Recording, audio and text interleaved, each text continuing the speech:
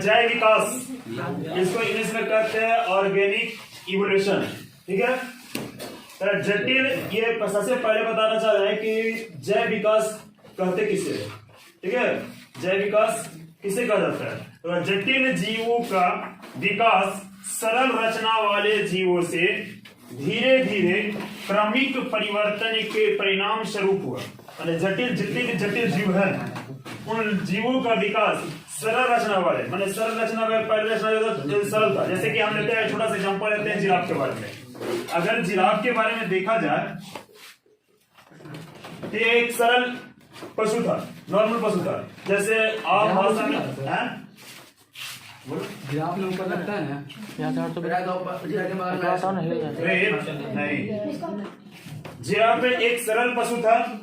जैसे आज गाय भैंस बकरी जो है वैसा ये भी था, लेकिन मरुस्थल रेगिस्तान में मैदानी क्षेत्र पे जो घास था वहां बारिश कम होने के कारण वहां की जो मैदानी क्षेत्र की घास थी वो सभी खत्म हो गई। तो जिराफ बेचारा भूखे मरता नहीं। तो भूखे उसके जिंदा रहने के लिए जिराफ जो था वो एक नया तकनीक अपनाया कि जो लंबे लंबे पौधे थे वो लंबे लंबे पौधे को आगे से पैर को चिपका मार करके और मुड़ी को आगे बढ़ाया गर्दन को, जिसके कारण उसका अगला पैर और गर्दन जो हो गया और लंबा हो गया। एक जटिल संरचना वाले जंतु का निर्माण हो गया उससे, वो ना वही कर रहा है कि क्रमिक जीवों से धीरे धीरे परिवर्तन के परिणाम स्वरूप जो नए जीव का जो उत्पत्ति हुआ उसी को जैव विकास कहते हैं। ठीक है, मैंने एक नए पहले जितने भी जीव थे वो सरल जीव थे, और सरल जीव से किसी भी कारण बस उसमें एक नया जो परिवर्तन हुआ और उस परिवर्तन होने के बाद एक नया जीव के रूप में पीढ़ी दर पीढ़ी उसका स्थानांतरण हो गया, उसी को कहा जाता है जैव विकास। पहले गाय भैंस जैसा था जिराफ, और वैसी उचक्का मारने के कारण उसका अगला पैर पिछला पैर के अपेक्षा लंबा होता है और गर्दन भी उसका लंबा हो गया। और यही जनरेशन उसके दूसरे पीढ़ी में आया, तीसरे पीढ़ी में आया, और उसे होते आज जिराफ का एक लंबा जनरेशन आ गया। ये जिराफ है, लंबा गर्दन वाले पशु को जिराफ कहा जाता है। ठीक है, समझ में आ गई? ये कोई दिक्कत यहाँ तक? अतः जैव विकास अनवरत मीन्स लगातार चलने वाली एक प्रक्रिया है। ठीक है, अनवरत होने वाली एक प्रक्रिया है जो हमेशा लगातार चल रहा है। जैव विकास धीमी गति से होने वाला एक क्रमिक परिवर्तन है। जैव विकास जो है बहुत धीमी गति से बहुत धीरे धीरे होता है। ऐसा नहीं है कि जिराफ इसी स्टेज में, जैसे मान लिया सपोज कि हम जिराफ है और हम ही जिराफ है और इस नीचे मैदानी क्षेत्र में घास की कमी हो गई है, भोजन की कमी हो गई है, तो हम लंबा उचुका मार करके गर्दन को बढ़ाए आगे और हम जिराफ बन गए। ऐसा नहीं होगा, कोशिश हुआ बहुत धीरे धीरे धीरे धीरे। आप लोग का बुक में भी होगा, दिखाया है नहीं दिखाया है? देखिएगा बुक में कि धीरे धीरे धीरे करते करते उसका क्रमिक विकास हुआ। क्रमिक विकास करते करते पहले उसका जो गर्दन था वो कम लंबा हुआ, उसके बाद फिर थोड़ा लंबा हुआ, फिर थोड़ा लंबा हुआ। ऐसे करते करते कि नए जनरेशन का निर्माण हो गया जो आज उसको हम लोग जिराफ करते हैं। ठीक है, अतः हम कह सकते हैं कि जिराफ जो होता है एक लंबा गर्दन वाला पशु है जो सरल जीवों से जटिल जीवों में परिवर्तित हुआ। ठीक है, एक क्रमिक परिणाम जिसके परिणाम स्वरूप पूर्व काल के सरल संरचना वाले निम्न कोटि के जंतु, निम्न कोटि के जीव, और निम्न कोटि के जीव में चाहे तो जंतु हो चाहे तो पौधा हो, वो आज के युग में पाए जाने वाले एक जटिल एवं उच्च कोटि के जीवों का विकास हुआ। यहाँ पे समझ में आ गया जैव विकास किसे कहते हैं? क्लियर? कोई दिक्कत किसी को? अब देखिए जैव विकास एवं जैव विकास के कुछ सिद्धांत है। जैव विकास के कुछ वैज्ञानिक जो थे वो जैव विकास के बारे में समझाए। तो जैव विकास के बारे में समझाने वाले जो वैज्ञानिक हैं वो है लामार्क, जिसको हम लोग लामार्कवाद कहते हैं। ये सिद्धांत है। ठीक है, डार्विनवाद, ये डार्विन के वैज्ञानिक था, और तीसरा है परिवर्तनवाद, उत्तर परिवर्तनवाद। ठीक है, तो तीनों को हम लोग पढ़ेंगे। लामार्कवाद क्या था, डार्विनवाद क्या था, और उत्तर परिवर्तनवाद क्या था। ठीक है, अब यहाँ से हम आप लोग को पूरा शॉर्ट में समझा रहे हैं, सिर्फ पॉइंट बाय पॉइंट, कहेंगे बहुत लंबा लेक्चर बाबू। ठीक है, शॉर्ट में सब समझाते हैं, और उसके बाद आप लोग को जितना थ्योरी लिखना होगा वो लास्ट में आप लोग चैनल पे से उतारिएगा, वहां से आपको जीरो मिला रहेगा, लिखा रहेगा, कॉपी से छाप लेना तुम लोग। ठीक है, ये फ्रांस का रहने वाला वैज्ञानिक है। कहाँ के वैज्ञानिक थे? फ्रांस के रहने वाले एक वैज्ञानिक थे जिन्होंने सन 1809 ईस्वी में सर्वप्रथम जल विकास के बारे में व्याख्या किया। ठीक है, तब क्या था? 1809 ईस्वी में। और 1809 ईस्वी में इन्होंने व्याख्या किया, बताया, और बताने के बाद ये एक किताब लिखे थे जिसका नाम था फिलोसफी जूलॉजी।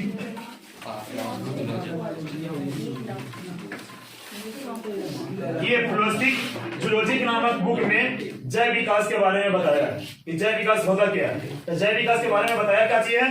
तो जैव विकास के बारे में बताया इन्होंने कि लेमार्क ने अपनी पुस्तक फिलोसफी ऑफ जूलॉजी में बताया है कि जीवधारियों के रहन सहन, स्वभाव एवं विकास पर वातावरण का प्रभाव पड़ता है। माने कि इसका कहना था लेमार्क का कि जीवधारी का रहन सहन, स्वभाव पर किसका प्रभाव पड़ता है? वातावरण पर प्रभाव पड़ता है। जैसे कि कह सकते हैं हम लोग कि आज जो भी जीव, छोटा सा एग्जांपल देते हैं कि कोई बच्चा अगर है हमारे समाज में पैदा लेता है, और पैदा लेता है वो धीरे धीरे वो प्रोग्रेस करता है, उसका विकास होता है, डेवलपमेंट होता है। और डेवलपमेंट होता है तो अगर उसको विकास, अगर उसका वातावरण अगर अच्छा है तो उसका परवरिश अच्छा होता है, वातावरण खराब होता है तो उसका परवरिश खराब होता है। छोटा सा एग्जांपल लीजिएगा अपने घर समाज में कि जो बच्चा, देखिए जो बहुत से ऐसे बच्चे हैं कि जो रोड पर खेलते रहते हैं, उसको ना बोलने का तरीका मालूम है, डिसिप्लिन है, वो कोई चीज नहीं है। लेकिन बहुत ऐसे भी बच्चे हैं जो बड़े बड़े घर के बच्चे हैं, वो घर से बाहर नहीं निकलते हैं, आप जाते हैं तो आपको हमेशा रिस्पेक्ट करते हैं, वैसे भी बच्चे तो हैं। तो उसका प्रभाव कहां से पड़ रहा है? वातावरण पर पड़ रहा है। तो यही कह रहा है लेमार्क के जीवों में जीवधारियों के रहन सहन, स्वभाव एवं विकास पर वातावरण का प्रभाव पड़ता है। जीवधारी स्वयं को वातावरण से अनुकूलित किए रहते हैं। जीवधारी जो है, कोई भी जीवधारी हो, चाहे वो मनुष्य हो, गाय भैंस बकरी कोई भी हो, ये सभी जो होता है वो वातावरण से अनुकूलित किए जाते हैं, मैंने वातावरण के अनुकूलन के अनुसार रहते हैं। ठीक है, जैसे देखिए कुछ दिन पहले बहुत जोरों की ठंड थी, एकदम हम लोग इनर, स्वेटर, जैकेट सब बांधे हुए थे, और थोड़ा ठंड कम गया तो खाली इनर पर चला है। ठीक है, वजह कैसी है कि हम लोग वातावरण को ढल रहे हैं, ऐसा अनुकूलन कर रहे हैं। ठीक है, इसके फलस्वरूप विभिन्नता उत्पन्न होती है रहती है। यही विभिन्नता वंशागत होती रहती है। ये विभिन्नता जो है वंशागत चलती है। अब इसके बाद लेमार्क जो है वो कुछ सिद्धांत दिया है। लेमार्क का भी कुछ सिद्धांत है, ठीक ना। देखिए इसका पहला सिद्धांत है वातावरण का सीधा प्रभाव। मैंने कहने का मतलब है जीवधारियों पे, एक साइड जीवधारियों पे वातावरण का सीधा प्रभाव पड़ता है, कोई भी जीवधारी हो। अभी हम एक दो एग्जांपल देकर समझाएं, भी समझ में आ गया होगा कि कोई समझाना इसमें नहीं। दूसरा होता है उपार्जित लक्षण भी सिर्फ पढ़ना है। लेकिन तुम लोग का सिर्फ एक ही वो दिया है, सिर्फ उपार्जित लक्षण ही सिर्फ पढ़ना, ठीक है, उसके अलावा कुछ नहीं पढ़ना।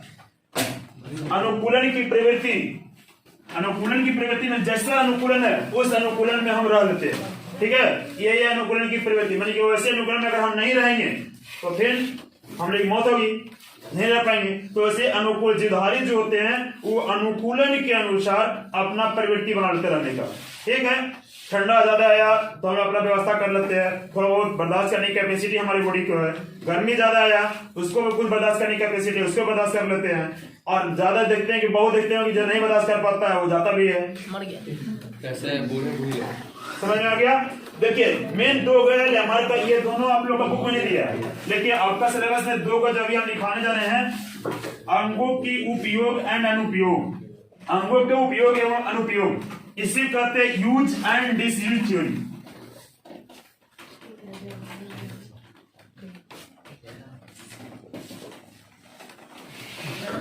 यूज एंड डिसयूज ये देखिए इंपॉर्टेंट है आप लोग के लिए, यही मेन है। और दूसरा है एक और उपार्जित लक्षण। पहले समझ लीजिए अंगों की यूज एंड डिसयूज। देखिए जैसे लेमार्क ने बताया कि जिस अंग का हम यूज करते हैं वो अंग मेरे पास रहता है, और जिस अंग का हम यूज नहीं करते वो अंग मेरा खत्म हो जाता है, हरास हो जाता है उसका। जैसे कि हम थोड़ा सा एग्जांपल था, आपके दो गो हाथ है ना, जितना आप जोरों से अगर हम इससे एक झपट दे देंगे तो ये पूरा लगा जाएगा सही से, लेकिन अगर इससे देंगे तो पड़ेगा, लेकिन उतना नहीं पड़ेगा। कारण क्या कि ये इस हाथ का हम कम उपयोग करते हैं और इसका उपयोग ज्यादा करते हैं। इससे कोई भी काम हमारा बहुत अच्छे से कर लेंगे, इससे नहीं कर सकते। इससे अगर कुछ फेंकना होगा तो बहुत जोर से फेंक सकते हैं, लेकिन इससे फेंकना होगा तो यहाँ से वहां तक जाएगा। ठीक है, कारण क्या है? इसका हम यूज नहीं कर रहे हैं, तो इसका यूज नहीं करने के कारण इसकी ह्रास हो रही है और इसका विकास हो रहा है। ठीक है, क्लियर? ये यूज एंड डिसयूज है। मैंने लैमार्क ही बताया कि जिस अंग को हम यूज करते हैं वो उसका विकास होता है, और जिस अंग को हम यूज नहीं करते हैं उसका विकास नहीं। यही चीज हुआ कि पहले मनुष्य का पुष्प था, पुष्प का यूज नहीं हुआ जिसके कारण पुष्प खत्म हो गया, तो पुष्प का ह्रास हो गया। ठीक है, क्लियर? सांप का पैर था, पैर का यूज, सांप का पैर था, पैर के यूज करने में उसको प्रॉब्लम होती थी। जब बिल किया जाता था उसको मोड़ के घुसना पड़ता था, चल नहीं पाता था, झाड़ियों में रह नहीं पाता था, तो वो पैर का यूज नहीं करने लगा। नहीं यूज करने के कारण धीरे धीरे उसका पैर खत्म हो गया। ठीक है, वही हो गया use and disuse theory. Clear? Next और एक है उपार्जित लक्षणों की वंशागति। उपार्जित किसको कहते हैं? ठीक है, मतलब जिसको हम हासिल किए। ठीक है, जैसे कि आप लोग जन्म लिए होंगे, आपका हम भी वही है, सबको जो भी बच्चा जन्म लेता है तो उसकी भाषा का विकास करने के लिए कहीं जाके स्कूल में सीखता नहीं है, मम्मी पापा भैया डैडी कहने के लिए कहीं सीखता नहीं है, वो अपने आप ऑटोमेटिक सीख जाता है। ये एक जन्मजात प्रक्रिया, ये जन्मजात है। ठीक है, लेकिन अगर हम मूर्ति बना देते हैं तो ये कला है, ये सीखे, वो उपार्जित लक्षण हो गया, उपार्जित हो गया। ठीक है, तो उसी प्रकार से यहाँ पे उपार्जित लक्षण, जैसे कि जिराफ, अभी हम पहले बताए जिराफ पहले भी एक गाय भैंस बकरी के जैसा आम जानवर था, लेकिन वो धीरे धीरे करके वो अपने गर्दन का विकास किया है। ठीक है, तो गर्दन जब विकास हुआ तो ये हो गया इसका उपार्जित लक्षण। ठीक है, माने कि जिसको हम विकास करते हैं और उसको हासिल करते हैं वही हो गया उपार्जित लक्षण। क्लियर? कोई दिक्कत? यही इतना 4 पॉइंट था, वो दिया था लैमार्क का सिद्धांत है। ठीक है, ये विशेषता लैमार्क ने कौन सी पुस्तक प्रकाशित किया था? Philosophy of zoology. ये बहुत इंपॉर्टेंट, बाकी कुछ आए चाहे नहीं आए, ये नम आएगा तो आएगा 100%। ठीक है, क्लियर? कोई दिक्कत? वैज्ञानिक पहला लैमार्कवाद, दूसरा डार्विनवाद। देखें, कहना है कि ब्रिटेन के एक प्रसिद्ध प्राकृतिकवादी एक वैज्ञानिक थे जिनका नाम था चार्ल्स रॉबर्ट डार्विन। ठीक है, इन्होंने प्राकृतिक में जीवों के बारे में बताया था, और इन्होंने ये प्राकृतिक में जीवों के बारे में बताया था। ये कौन सा पुस्तक में लिखे थे? इनका पुस्तक था origin of species by natural selection. इस पुस्तक में इन्होंने जीवों के बारे में प्रकाशित किया था। देखिए क्या प्रकाशित किया था? 1831 ईस्वी में डार्विन ने बीगल नामक जहाज से, ये भी इंपॉर्टेंट पॉइंट है बाबू ऑब्जेक्टिव में, बीगल नामक जहाज से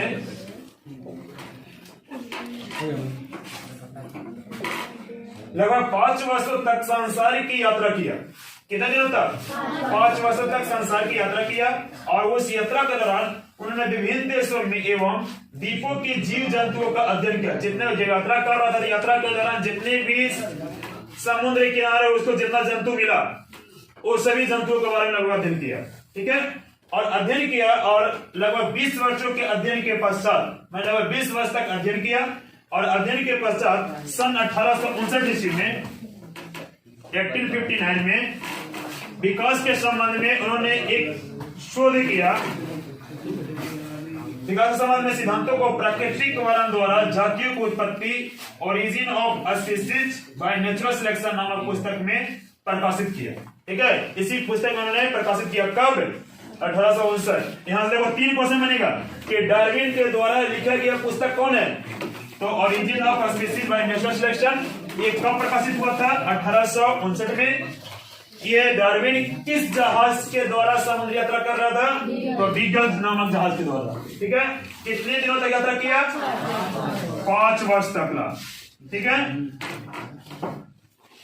अब ये डार्विनवाद के कुछ आधारित तथ्य भी है कि डार्विन जैसे लैमार्क कुछ तथ्य दिया, उसी तरह डार्विन में कुछ तथ्य दिया, दिया है। ने कुछ सिद्धांत बताया, कुछ इसका तथ्य है कि जीवों में संतानोत्पत्ति की क्षमता, मतलब इसका डार्विन का नाम था कि जीव जो है तो जीवन में संतान उत्पत्ति करने की क्षमता होती है। हर एक जीव जितना चाहे उतना संतान उत्पत्ति कर सकता है, उसकी क्षमता है, भले वो ना करे या करे उसकी मैटर है। ठीक है, जैसे कि कुछ जीव ऐसे थे जिसके नाम था कि समुद्री शीप, अगर देखा जाए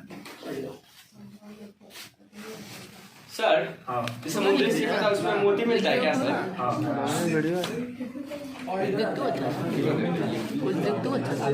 समुद्री शीप जो है वो लगभग 6 करोड़ संतान उत्पत्ति किया था। ठीक है, उसी प्रकार से अगर देखा जाए मादा एस्केरिस,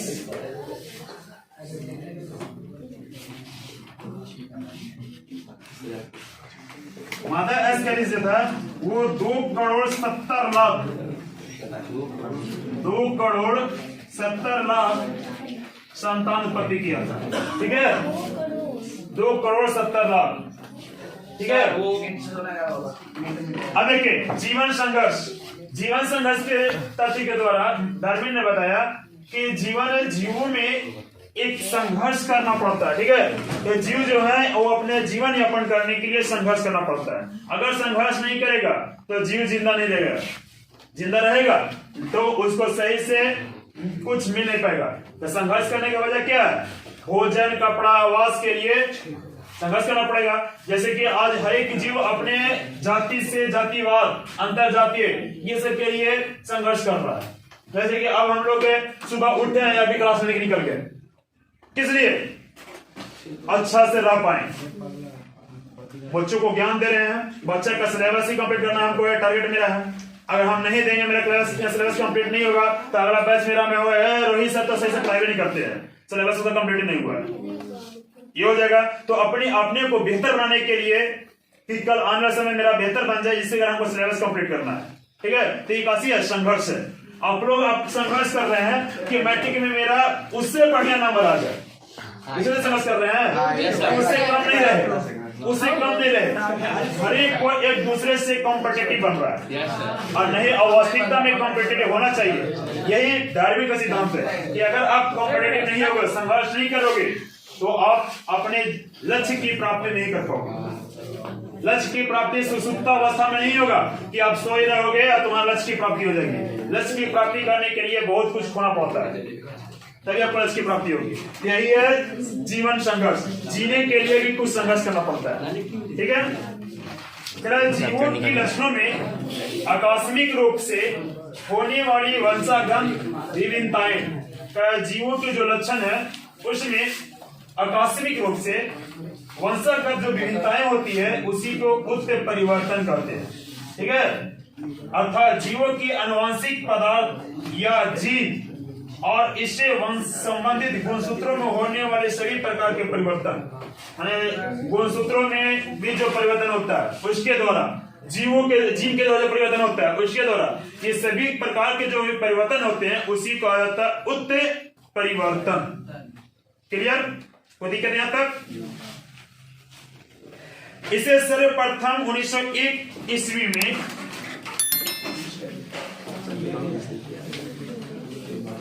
हॉलैंड के वनस्पति वैज्ञानिक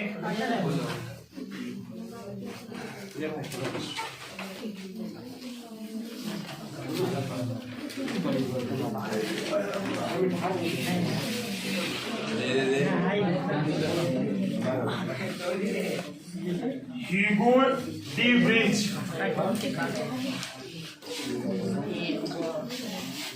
ने उत्पत्ति परिवर्तनवाद को प्रस्तुत किया था। माने कहने का मतलब है कि उत्पत्ति परिवर्तन के बारे में सबसे पहले कौन बताया था? तो 1901 ईस्वी में हॉलैंड के एक वैज्ञानिक था जिसका नाम था ह्यूगो डी ब्रिज। ये एक वनस्पति वैज्ञानिक, वनस्पति में पेड़ पौधे के बारे वाला वैज्ञानिक।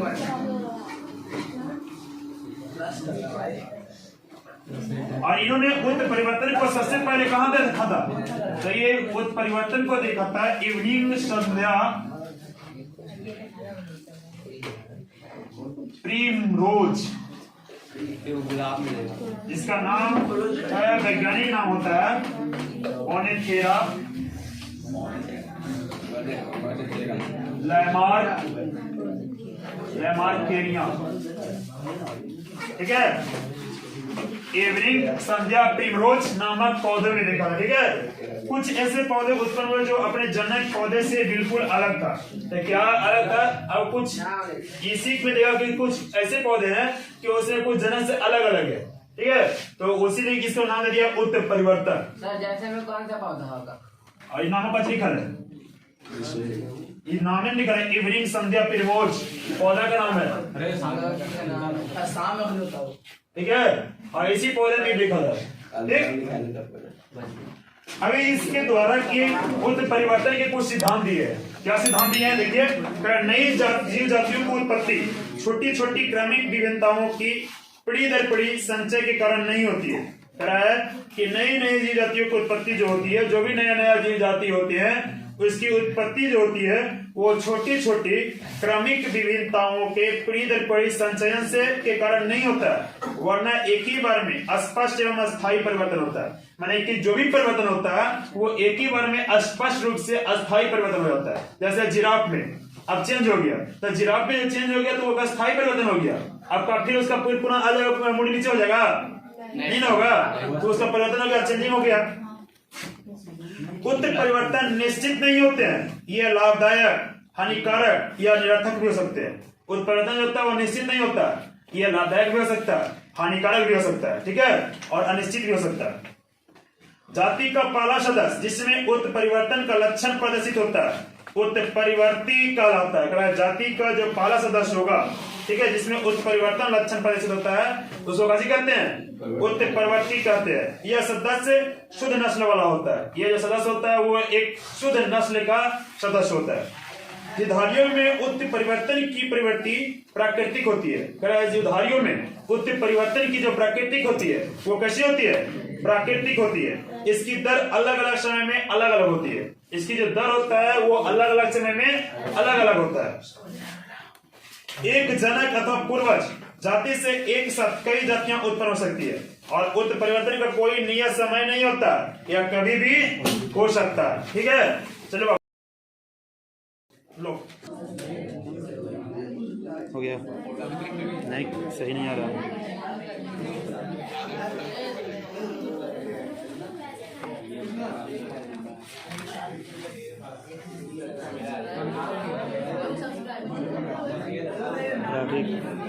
कट रहे